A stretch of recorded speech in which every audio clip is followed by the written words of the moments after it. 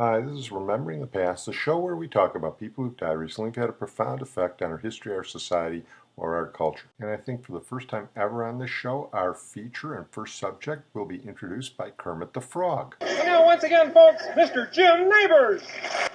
Well, life on the farm is kind of laid back. Ain't much no country boy like me can't hack. It's early to rise and early in the sack. Thank God I'm a country boy.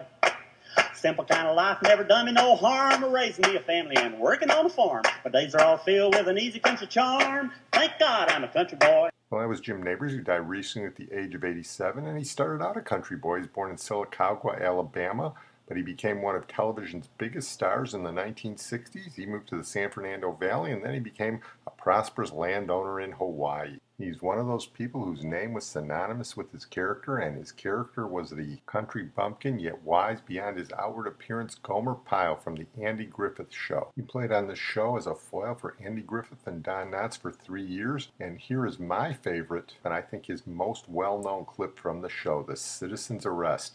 Barney's just given him a ticket for a U-turn on the main street of Mayberry, and Gomer decides to retaliate. Stop, Barney, stop! Citizen's arrest! What are you yelling about? Like you said, you broke the law by making an illegal U-turn, and I hereby, as a citizen of the town of Mayberry and the United States of America, arrest you. Hooray! What are you talking about?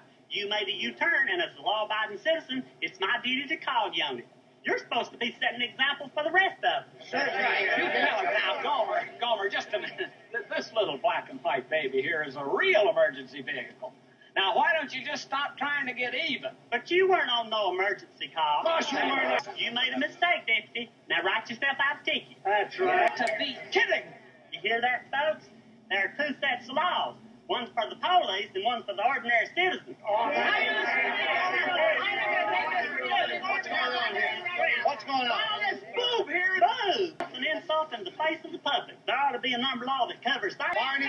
Insulting people in public like that, you're supposed to set an example. That's what I say. Now, what happened? All nutsy here come running after me screaming, citizens arrest! Citizens arrest! He made an illegal U-turn whilst he wasn't on no emergency. Oh, he's just sore. He's just sore because I gave him a ticket for the same thing. Hold it down. Barney, this thing's getting blown up way out of proportion. I think you better write yourself a ticket, and then we'll go in the courthouse and settle it in private. You're kidding. I'm just trying to save us both a lot of embarrassment. You're kidding. Well, you're going to make him write himself a ticket, or ain't you? Barney, the more you fuss about it, the bigger it's getting. Andy, make him get himself a ticket. Stay out of this, Gomer. I made the arrest. I'll get you with this, Gomer. Barney, write out the ticket. You're kidding. Barney, please write out the ticket. Folks expect it now. Okay, I'll write it out. You're darn right, I'll write it out. I'll write it out, all right. You make a fool out of me because some boob. Boo! He's calling me names again, Andy. He said he wasn't supposed to do that. Stay out of this. Stay out of this. Well, for those of you who listen to the Andy Griffith podcast, you'll know that that show was a spin-off of the Danny Thomas Show. And in 1964, Gomer Pyle was such a successful character that CBS used him as a spin-off on a new show, Gomer Pyle USMC, where he joins the Marines. Gomer has his own foil now, Sergeant Carter, played by Frank Sutton. Hey, Sergeant Carter. I'm shellacking your chair over again, but this time you notice I'm doing it outside so you won't be bothered by the smell. Good. It's funny how you don't like the smell of shellac. It's such a nice smell. Yeah, well, I guess I got a little sensitivity in my nose. You see, I got a deviated septum. You have? Well, you never know it to look at you. Yeah, well, I got one. Sergeant, I want to tell you how very glad I am to be staying on in the platoon. Good. I never did want to leave it, Okay. but I'd rather leave it than cause you any unhappiness. You know that, don't you, Sergeant? Yeah, Pyle. So I'm going to make you a promise, Sergeant, and I'm going to do my best to live up to it. What's that? I'm going to try harder than ever to do the right thing and never give you any reason to be disappointed in me. Yeah? I promise. Give me a hand on that pile, and I'll know you really mean it. Well, I'd like to, Sergeant. Come on! Okay, Pyle, let go of my hand.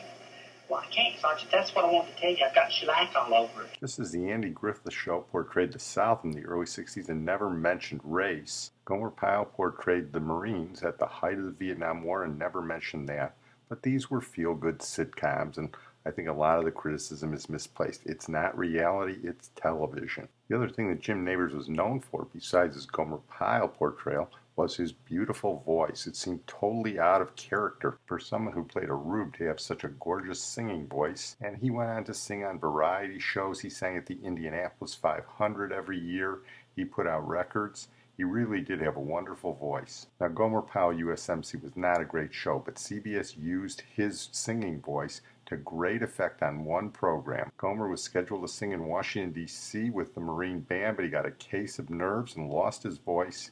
He regained it at the Washington Monument at night while he was reciting the Gettysburg Address and made it back just in time for the program to sing The Impossible Drink from the Man of La Mancha, which was very popular at the time. 77 years ago, our fathers brought forth on this continent a new nation conceived in liberty and dedicated to the proposition that all men are created equal.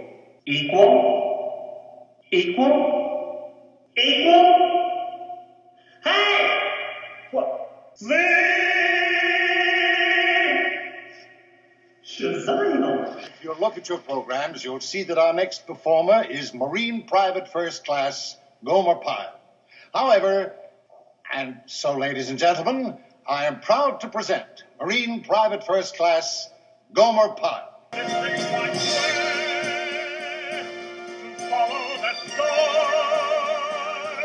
No matter how hopeless, no matter how far, reach the unreachable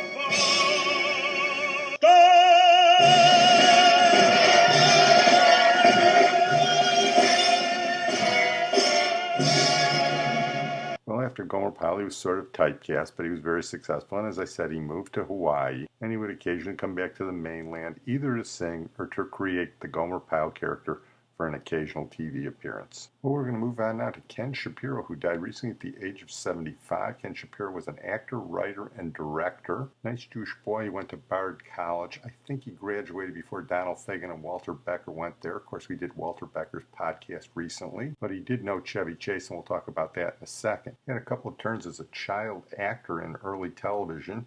He was on Texaco Star Theater a couple of times, traded barbs with Uncle Milty, and he was on an episode of Westinghouse's Studio One in Hollywood with Natalie Wood, which I saw recently. But he's best known as the creator, writer, director, producer, and owner of the 1974 takeoff on television called The Groove Tube. It embodied a hip, early 1970s sensibility, and it featured nudity and drug humor, and at the time you couldn't get too much nudity and non-X-rated stuff. It sort of predated Saturday Night Live by a year. Get ready for the biggest fun party ever. 1974's most hilarious, wildest movie is here. The Groove Tube. But don't just take our word for it. The New York Times said, anyone who ever suffered that Chinese torture known as American television owes it to himself to see The Groove Tube. Playboy called The Groove Tube the most stinging assault on television. One of the actors in The Groove Tube was Chevy Chase. Chevy Chase was all over back then. He was in The Groove Tube. He was playing around with Fagen and Becker for Steely Dan. He was warming up for Saturday Night Live. But back to Ken Shapiro, since he produced Groove Tube on the cheap with his family money, he reaped all the profits, and the movie made $20 million, which was a pretty good sum back in 1974. A lot of my friends love this movie. I think it made him seem hip. I never saw the humor in it then, and personally I don't see the humor in it now, but it was hip at the time, as I say. Here's a scene with Ken Shapiro and another guy who appeared in the movie, Richard Belzer, who at the time was doing stand-up. They play a couple of drug dealers, the kind of guys Munch would bust today. That's how Richard Belzer's screen persona has changed. So this scene from Groove Tube with Richard Belzer and Ken Shapiro has 1974 written all over it. Junkie just took 2 keys and as soon did you try to stop the man when he turned around trying to stop him? Are you crazy? Crazy, man! It's Teddy Rodriguez. We chased by us. We eat the grass. We put the grass in toilets. We get ripped off. I can't say you're a baby or dealer, man. Come on, huh? Calm down, boss, huh? Take it easy, man, huh?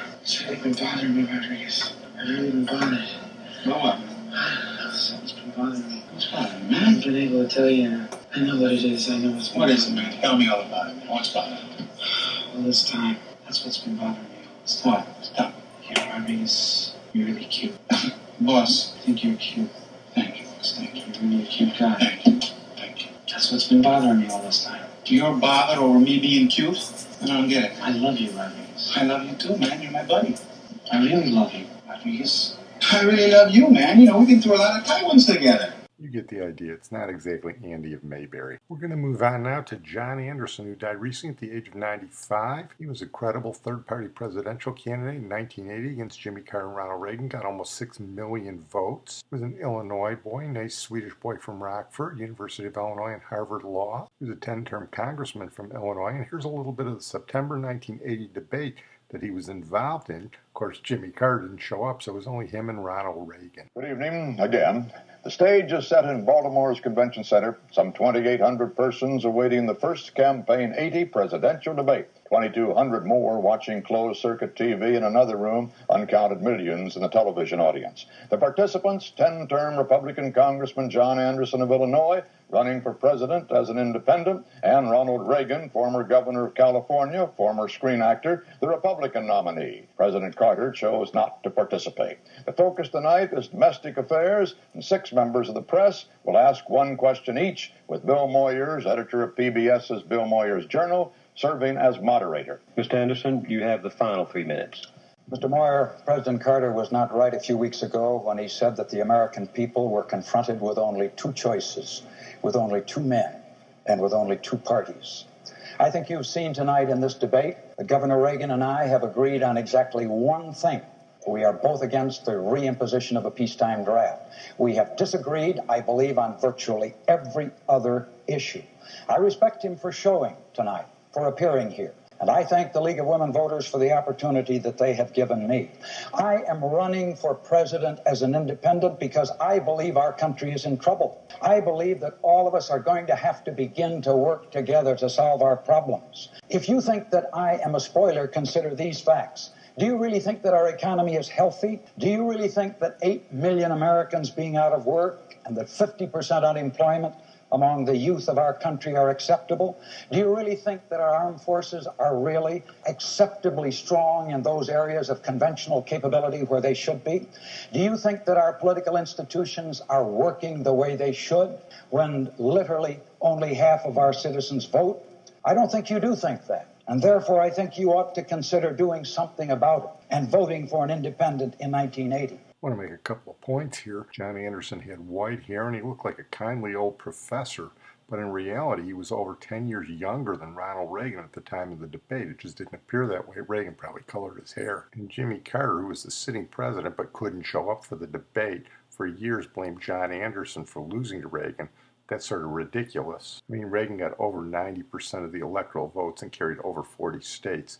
Even if Jimmy Carter had gotten every single vote that was cast for John Anderson, he still wouldn't have beaten Reagan. But years later, it made for a good story, especially with Jimmy Carter telling it. John Anderson was a decent guy, financial conservative and a social liberal, and it took 12 years for the next credible third-party candidate when that weirdo Ross Perot ran in 1992. Well, I'm going to close on that note. I want to thank my producer and IT genius, Sid Tepps. We're going to close with a brief mention of Mitch Margo, who died recently at the age of 70. He was a member of the singing group The Tokens. They were famous for one song which topped the charts at the end of 1961 and at the beginning of 1962. Everybody knows it. It's The Lion Sleeps Tonight. The song was originally written by a South African musician, Solomon Linda. It was originally called Mbube. Pete Seeger got a hold of it somehow and retitled it Weem Away. There was a big legal fight over this. Solomon Linda got screwed pretty bad, but I think that's a story for another day. Pete didn't like to talk about that very much. Anyway, as a final tribute to Mitch Margo, here he is with The Tokens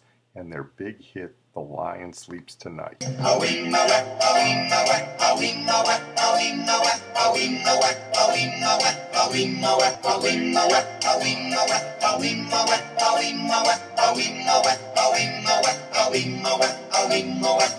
the jungle, the